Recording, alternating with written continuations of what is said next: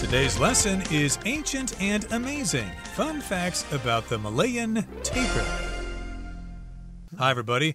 My name is Roger. Hello, everybody. My name is Shane. And for the month of December, we've decided to talk about this particular animal called the Malayan tapir. Okay, so that's an animal that comes from Malaysia.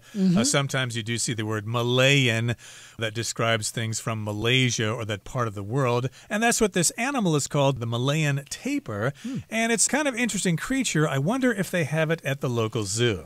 They do, in fact, have it at the Taipei Zoo, and I have seen him, and he is a cute little creature. And that's what we're going to be talking about today, the Malayan tapir. So let's get to it. Let's introduce this topic to you in the first part.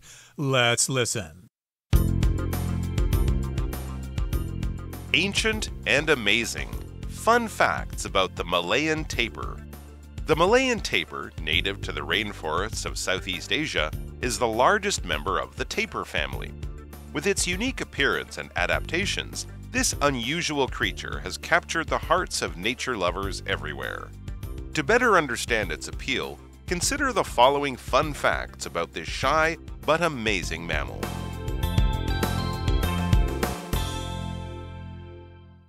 Okay, here in the first part, it begins by saying the Malayan tapir, native to the rainforests of Southeast Asia, is the largest member of the tapir family. Okay, so this gives us an introduction to this particular creature. It's native to the rainforests of Southeast Asia, which would be Malaysia, but I suppose it could also be in Indonesia, maybe as far north as Thailand. Those are all countries in Southeast Asia. And a rainforest, of course, is a forest where it rains a lot. Right. Thus the name, rainforest. And so, yeah, I guess there's quite a few sizes of tapirs, and this is the largest member of the tapir family.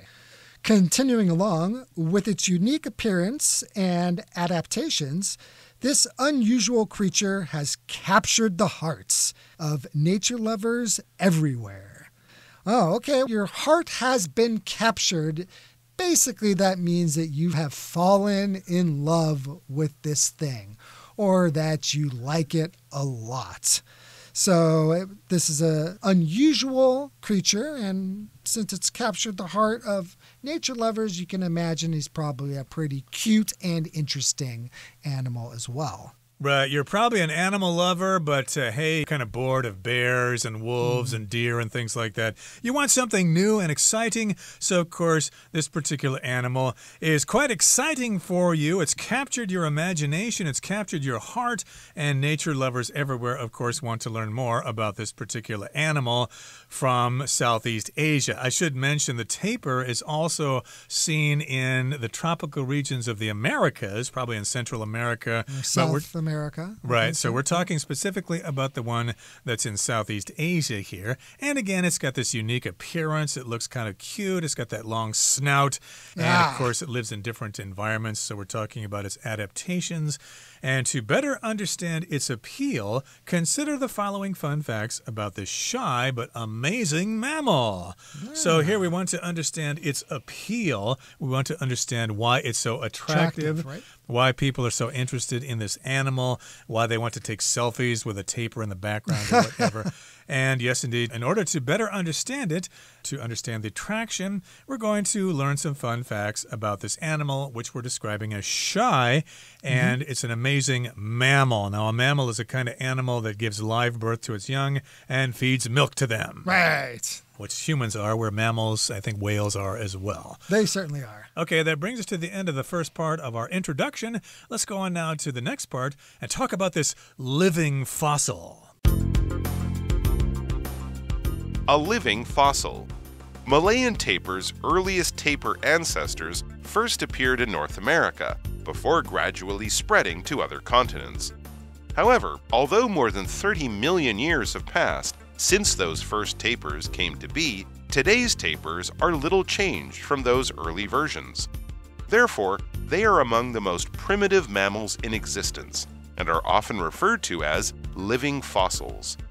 Meanwhile, despite the fact that they somewhat resemble pigs and anteaters, they're actually more closely related to rhinos and horses.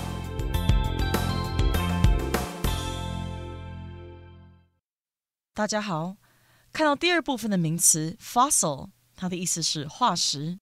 例如 The city's Natural History Museum has an amazing collection of dinosaur fossils. 该市的自然历史博物馆收藏了令人惊叹的恐龙化石。下一个看到名词 version， 它的意思是版本或是变化形式，也可以是变体。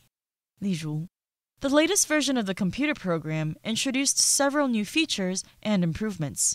这个电脑程式的最新版本引进了几项新的功能和改进之处。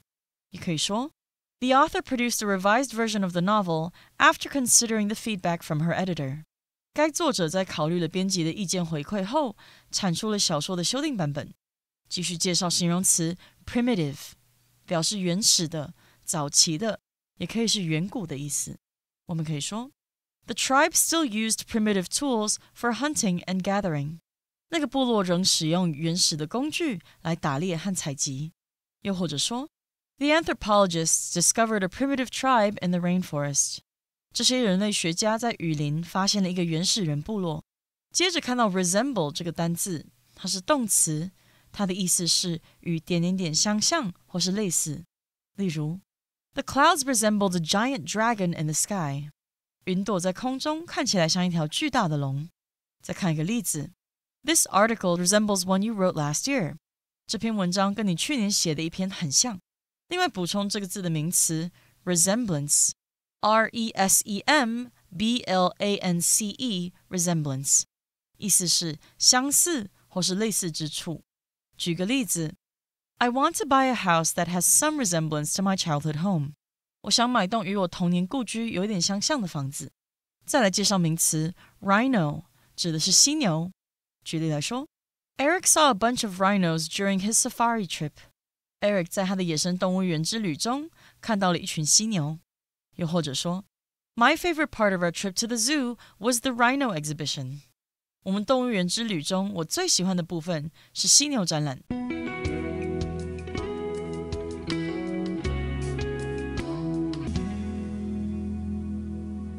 Okay, a living fossil. Now, a fossil is the leftover remains, the dead parts of an animal or a plant that has become hard and turned into rock. So we're saying that this is a living fossil, just meaning that it is actually very old.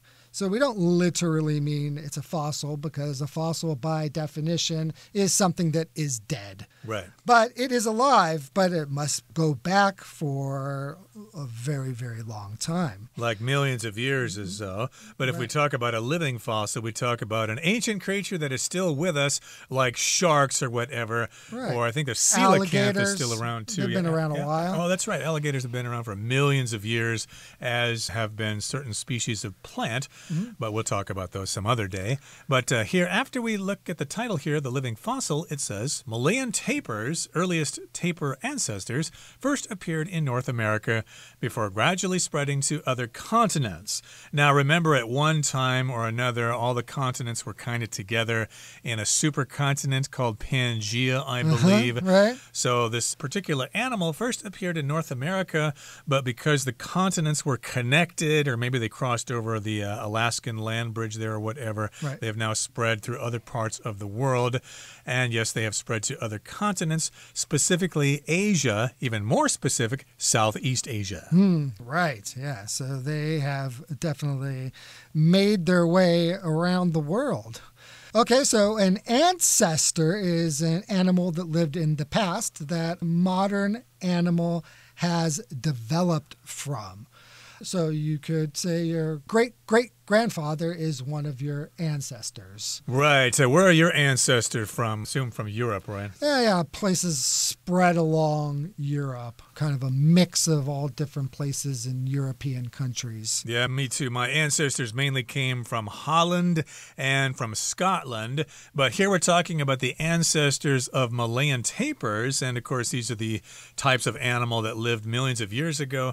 And, again, they first appeared in North America and spread to other continents. However, although more than 30 million years have passed since those first tapirs came to be, today's tapers are little changed from those early versions. Okay, so a version is the same thing but kind of different.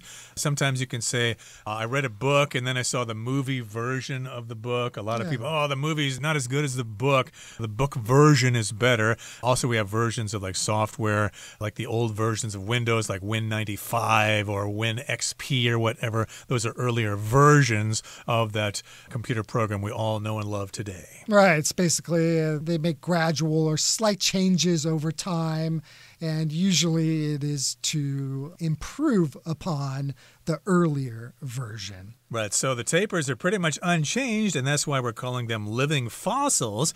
Therefore, they are among the most primitive mammals in existence and are often referred to as living fossils, as I just said. So as a result of the fact that they have existed for 30 million years or more than 30 million years, and the fact that they're not so much changed, well, we are referring to them as living fossils. So if you refer to something as something, you just give it that name. For example, maybe you have a nickname. I was referred to as the spider when I was in high school because I had really long arms and everybody thought I kind of looked like a spider. Oh, really? I was referred to as Hook because I had a big nose. Oh, really? At least by my friend's standards. But, okay, looks fairly normal size for a Westerner myself. It's good to have a big nose when you're in Asian countries. And in the sentence, of course, we're describing these mammals as being primitive. If something's primitive, it is really, really old. Sometimes it refers to something that is uncivilized and is not modern, not advanced. You could say, oh, they use really primitive hunting techniques in that country. They're still using bows and arrows and things like that. They live very primitively. Right. But here, these are primitive mammals, which means they've just been around for a long, long time. Basically, belonging to an early stage in their development. Right, and we've also got the word existence here. To exist is the verb. To exist just means to live, to be, and existence is the noun form. It's just the state of living or being, of existing. So in this particular case, as we said, they are referred to as living fossils. And meanwhile, despite the fact that they somewhat resemble pigs and anteaters, they're actually more closely related to rhinos and horses. Interesting. Yeah, it's interesting because they resemble pigs or they resemble anteaters. If you resemble, that means you kind of look like something. Right, yeah, and we have anteater, as you've probably seen one of these. They resemble tapirs, as a matter of fact. I think they're a bit smaller, and they eat ants. That is what they're known for, their big, long snout that is able to suck up ants, and that's what they live off of. Exactly. So, yeah, they kind of look like these animals, so you might think it's a sort of different kind of pig or a different kind of anteater, but in fact, they're actually more closely related to rhinos and horses. A rhino, of course, is a rhinoceros, that big animal that's got the horns sticking out of its nose and chases after you if you get too close to it in Africa. Yeah, that's pretty dangerous. You don't want to get too close to a rhino, but horses, on the other hand, are pretty domesticated and quite friendly. Right. Now, remember, we said they resemble pigs and anteaters, and they probably resemble an anteater because it has a really long nose or a really long snout. So let's talk about that now. In the next part, it says, a nose like no other. Let's find out what this is all about by listening to the third and final part of today's lesson. A nose like no other. One of the most noticeable features of the Malayan tapir is its strange snout. Because the snout is prehensile, it can be used to grasp leaves and branches, much like an elephant's trunk. It also gives tapirs a great sense of smell, which they rely on heavily for navigating, communicating, and finding food.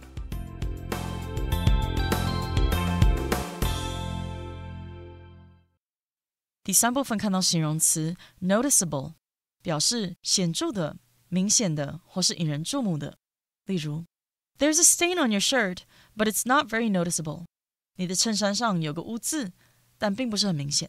也可以说 The change in Julie's attitude after the argument was noticeable. 争吵过后 Julie 的态度变化很明显。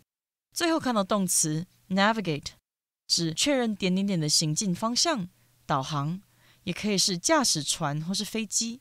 我们可以说 This guidebook helps people navigate the world of stock trading. 这本指南帮助人们在股票交易的世界找到方向。最后一个例子 It took a skilled sailor to navigate the rocky coast. 要成功通过这座崎岖的海岸，需要一名技术高超的水手。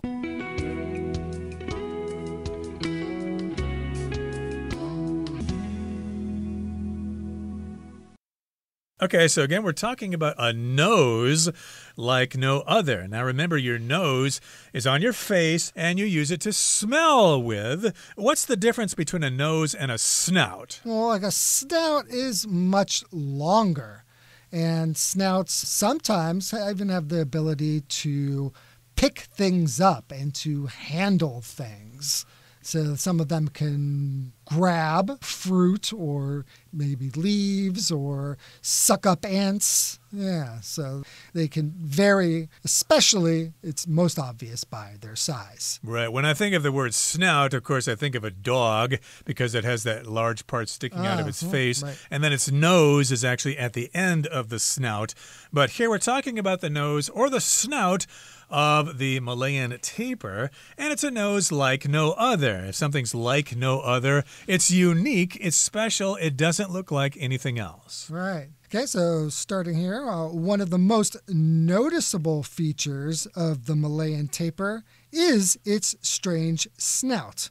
So we just talked about what a snout is, but that is one of its most noticeable features. Now, when you say something is noticeable, it means that it sticks out. You notice it. It is there for you to see, and it's hard to miss. Right. Very noticeable. It's obvious. It's very clear. And this is one of its most noticeable features. It's a unique feature that you'll notice first when you look at this particular animal. And again, it's its strange snout. It's not a usual snout. It's rather unusual. And because the snout is prehensile, it can be used to grasp leaves and branches, much like an elephant's trunk. Now, this is kind of a scientific term, and it's not really used that often unless you're talking about animals. The word prehensile means that it's able to grab things. Right. Okay, imagine if our noses were prehensile, we could bend down and maybe grab pieces of rice to feed ourselves or whatever, but of course humans can't do that because our noses are not prehensile. They certainly are not. An elephant's trunk is prehensile. And it can grab things and do all kinds of things with their trunk. Yeah, I remember when I went to the Milwaukee Zoo when I was a kid, you could actually feed peanuts to the elephants. It was kind of cute to see their snouts or their trunks coming down and grabbing those peanuts. You can't do that anymore. They don't let people feed animals anymore, but it was a kid then. And in any case, yes, the snout is prehensile. It can be used to grasp various things like leaves, which it probably eats. Right. And it can also grab branches, which it may use to make a nest or something. They might climb up a small tree and make a nest. Yeah. It could do that. And, of course, that's similar to an elephant's trunk. Remember, the long nose of an elephant in English is called a trunk. And it also gives tapirs a great sense of smell, which they rely on heavily for various things, for navigating, for communicating, and for finding food. Okay, so it has this unique snout, it has this unique nose, and it has a great sense of smell. Your sense of smell, of course, is how you smell things. If you want to make sure that the food is not spoiled, then you want to smell it. You want to use your sense of smell. I use my sense of smell sometimes to avoid night markets because I hate the smell of chou tofu. I can't believe how anybody could possibly eat that. It smells like the stuff that comes out of your throat when you're sick, but that's my own personal perception. I should say. Yes, I used to share your perception of stinky tofu. And I remember one day I tried it, and this was probably the third or fourth time I had decided to give it a try because I do like trying new things and I wanted to become accustomed to it, and I suddenly fell in love with it. So my wife and I were just talking last night about getting some stinky tofu because it's been months since I've had any. Yeah, my wife and my daughter love stinky tofu. There's a stand next to the park and run by an older couple. It's really tasty, at least that's what they say, but I still can't get myself to have stinky tofu. But in any case, we're talking about the great tapir here, the Malayan tapir. It's got that great sense of smell. smell. It could probably smell chou tofu if it goes to a local night market. It might actually like it. But it uses that sense of smell to navigate or for navigating, which means getting around, knowing where to go, knowing where it's been and where it's going to go to. And it also uses it to communicate with other tapers, I suppose. Hey, there's a big pile of ants over here. Come on over here. Or maybe they shake snouts. Could be as a greeting. Here, I'll shake your snout. You shake mine. Why not, right? Yeah, it'd be kind of cool if they actually did that. And, of course, they also use it for finding food. And, of course, if you use your sense of smell to find food, you're just sniffing all the time. And, there's the smell of pizza. I'm going over there and checking it out. Right. Okay, that brings us to the end of our explanation for today. Here comes Hanny.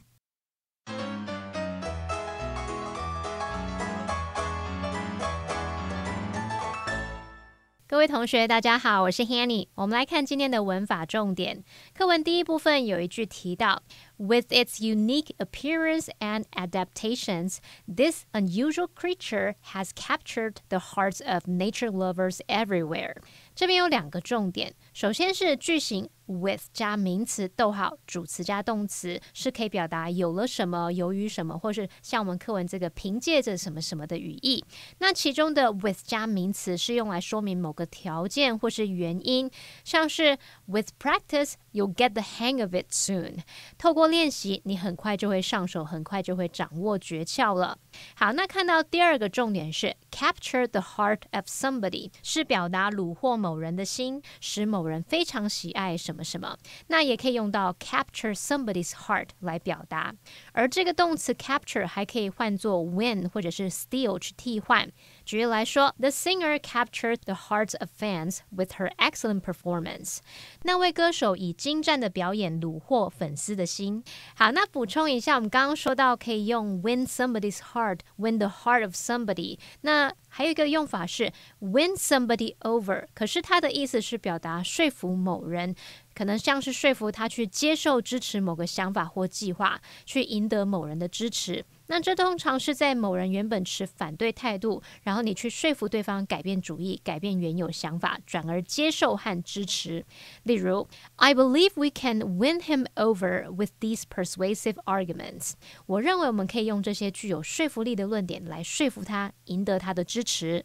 看到课文第三部分最后一句提到，马来貘非常仰赖嗅觉来辨别方向、沟通和觅食。文中用到动词 navigate， 它可以表达确认什么的行进方向或是导航，它也有驾驶的意思，像是驾驶船或飞机。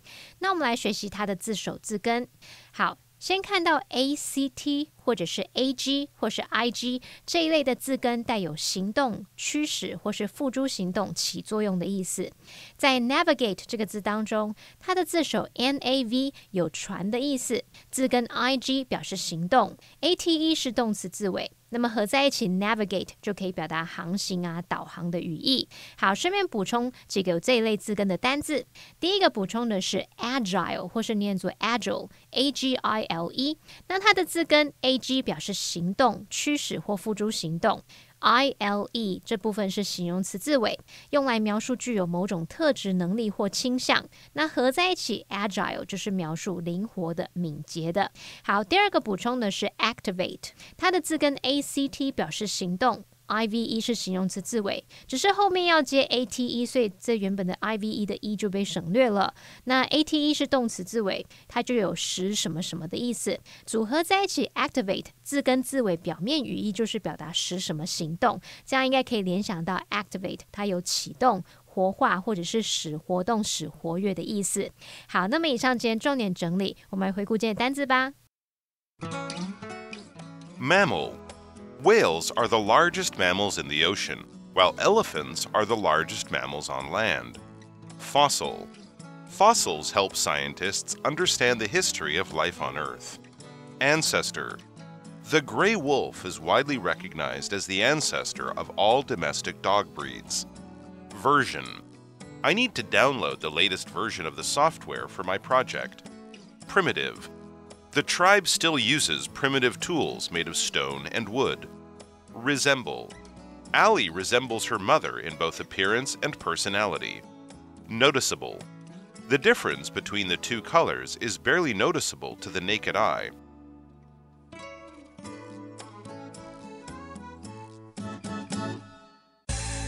Well, that brings us to the end of another edition of our program, and please make sure you join us again next time. From all of us here, I am Roger. I am Shane. See you next time.